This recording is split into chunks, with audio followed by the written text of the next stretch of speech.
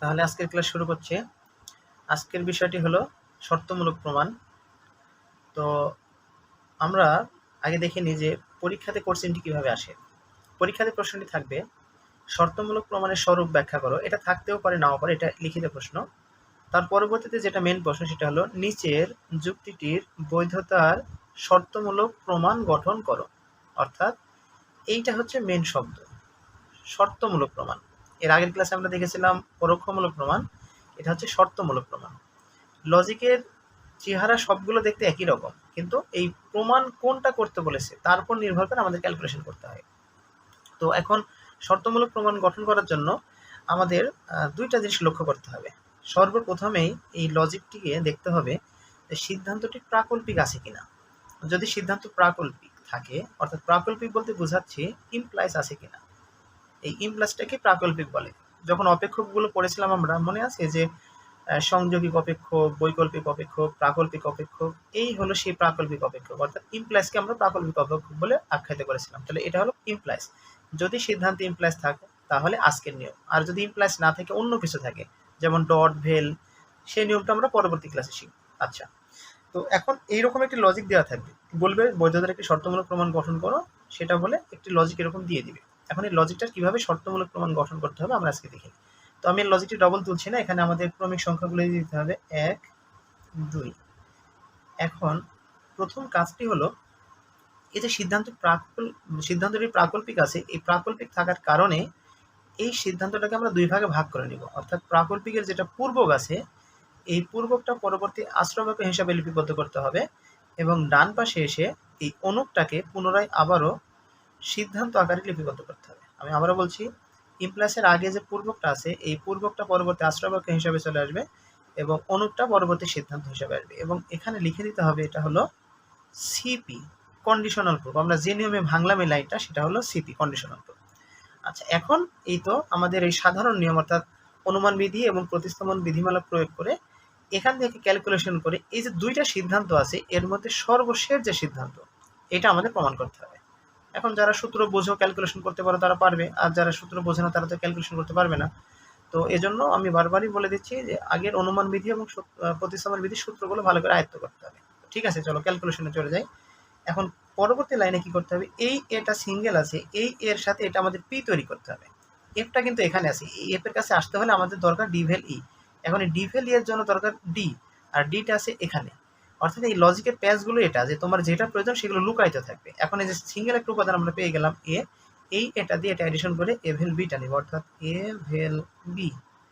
আমরা কি করলাম, এটা যে 3 নং এর সাথে অ্যাড করলাম, অর্থাৎ 3 অ্যাড। এখানে অনেক সময় লেখা থাকে 3 এর অ্যাড বা 3 কে অ্যাড, এত লেখার দরকার নাই। এমনি 3 অ্যাড লিখলে স্যাররা বুঝে নেবে যে তুমি কোন লাইনে কাজ করেছো। ওকে, এর পরবর্তীতে এইটা আবার পি তৈরি হয়ে গেছে। হ্যাঁ, যেহেতু পি তৈরি হয়ে গেল তাহলে এটা এমপি সূত্র চলে আসছে, যে পি ইমপ্লাস কিউ, এটা হলো পি, অতএব কিউ। অর্থাৎ আমরা সি ডট ডিটাকে এখানে নামায় নিতে পারি। তাহলে এখানে 1 নং এবং 4 নং মিলে আমরা সূত্র করলাম হলো এমপি। এবার দেখো যে আমার এখানে যেতে হলে আমার এই এ দিয়ে যেরকম এ ভ্যাল বি তৈরি করলাম, এইটা তৈরি করতে আমাদের লাগবে হলো ডি। আর কিন্তু ডি পরে আছে, আমরা কি জানি কোনো সংখ্যা পরে থাকলে সেটাকে সিম্পলিফিকেশন করা যায় না, এজন্য আগে কম করে নিতে হবে। তাহলে এটা কি হবে, ডি ডট সি। এই 5 নং সারিকে আমরা কমের সূত্র প্রয়োগ করলাম, করে উল্টাপাল্টা করে নিলাম। এখন এটা নিচে নেমে আসবে, অর্থাৎ ডিটা নেমে আসবে। তাহলে এখন কি হলো, ডি ডট সি, তাহলে ডি নিচে নেমে গেছে। এখন এখানে লিখতে পারি আমরা 6 নাম্বারকে কি করলাম, সিম্পলিফিকেশন করলাম। এখন এই যে ডি পেয়ে গেছি, ডিটা তো আমার মেন উদ্দেশ্য না, মেন উদ্দেশ্য এফ। এই এফকে নামানোর জন্য আমার এটা একটা পি তৈরি করতে হবে। তাহলে এখন এই ডি এর সাথে যদি আমরা এডিশন করে দিই ডি ভ্যাল ই, তাহলেই আমাদের পিটা তৈরি হয়ে গেল। তাহলে এখানে কত অ্যাডিশন করলাম, 7কে অ্যাড করলাম। এরপরে এই যে পি, এটা পি এখানে পেয়ে গেলাম। তাহলে পি প্লাস কিউ, এটা যেমন এমপি করে সি ডট ডি নাম ছিল, এই যে সি ডট ডি, এবার এটাকে এমপি করে এই যে পি প্লাস কিউ, এই পুরোটাই আমাদের পি, পি প্লাস কিউ আমাদের দ্বিতীয় আশ্রয়ক এখানে আছে। অর্থাৎ এই নিয়মটি হলো, তাহলে আমাদের এবার এফটি চলে আসবে। অর্থাৎ কত কত লাইনে এটা সূত্রটা মিলাইলাম, 2 এবং 8 এর এমপি। এখন এই ক্যালকুলেশনগুলো কিন্তু আমি বুঝতে পারছি অনেকেরই বুঝতে অসুবিধা হচ্ছে, যেহেতু আমি দ্রুত সমাধান করছি। কিভাবে সমাধানগুলো হইলো, এখন এই ক্যালকুলেশনগুলো বোঝার আগে তোমাদের অনুমান বিধি এবং প্রতিস্থাপন বিধি সূত্র বোঝা লাগবে। এই যে আমি এই যে কাজ করলাম, অ্যাড কিভাবে অ্যাড হলো, যারা সূত্র বোঝো তারা নর্মালি বুঝতে পারছো কিভাবে অ্যাড হলো। 2 আর 8 কিভাবে এমপি হলো, যারা ক্যালকুলেশন পারো, সূত্রগুলো যারা প্রয়োগ করতে পারো, তাদের কাছে লজিকটা কোনো বিষয় না। কিন্তু যারা সূত্র বোঝে না তাদের দেখে মনে হচ্ছে যারা নতুন, যে এত দ্রুত ক্যালকুলেশন করছে, কিছুই বুঝতেছি না, কিছুই পারি না। আসলে নতুন অবস্থাতে এটাই মনে হবে।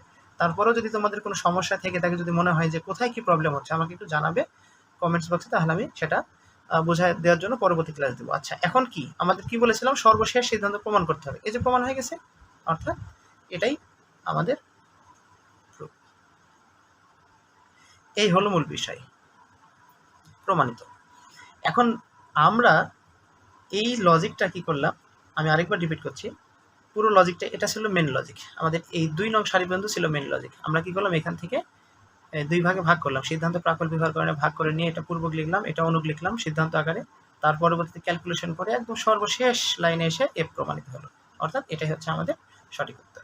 এভাবেই কোনো যুক্তির শর্তমূলক প্রমাণ গঠন করতে হয়।